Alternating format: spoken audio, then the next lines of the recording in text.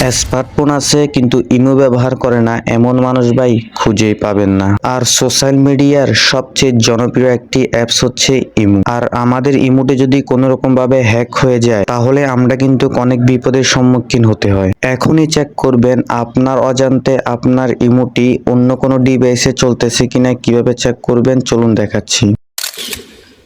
বরাবরের মতো আমি মোবাইল স্ক্রিনে চলে আসলাম। আপনার ইমোটি নিরাপদে আছে কিনা এখান থেকে চেক করার জন্য ইমোতে চলে যাবেন। ইমোতে আসার পরে উপরে দেখবেন আপনার প্রোফাইল লোগোটি পাবেন। প্রোফাইল লোগোর উপরে ক্লিক করবেন। প্রোফাইল লোগোর উপরে ক্লিক করার পরে এখান থেকে সিকিউরিটি প্রাইভেসি নামে একটি অপশন পাবেন, এখানে ক্লিক করবেন। এখানে ক্লিক করার পরে এখান থেকে একটু নিচের দিকে আসবেন। আসার পরে এখানে দেখতে পাবেন ম্যানেজ ডিভাইস নামে একটা অপশন আছে, ম্যানেজ ডিভাইসের উপরে ক্লিক করবেন। ম্যানেজ ডিভাইসের উপরে ক্লিক করার পরে এখান থেকে প্রথমে যেই ডিভাইসটি দেখাবে এটি হচ্ছে আপনার হাতে যে মোবাইলটি আছে এটি। এরপর নিচে যে ডিভাইসগুলো শো করবে, যদি শো করে তাহলে বুঝবেন যে এই ডিভাইসগুলি হ্যাক করেছে। এরপরে এগুলো এখান থেকে ডিলিট অপশন থাকবে, ডিলিট করে দিবেন।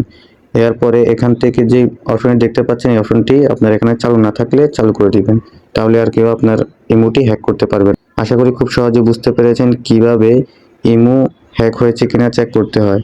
ভিডিওটি দেখে যদি আপনার একটু উপকার হয়ে থাকে তাহলে অবশ্যই পাশে থাকবেন। দেখা হবে নতুন কোনো ভিডিওতে। ধন্যবাদ সকলকে এতক্ষণ পাশে থাকার জন্য।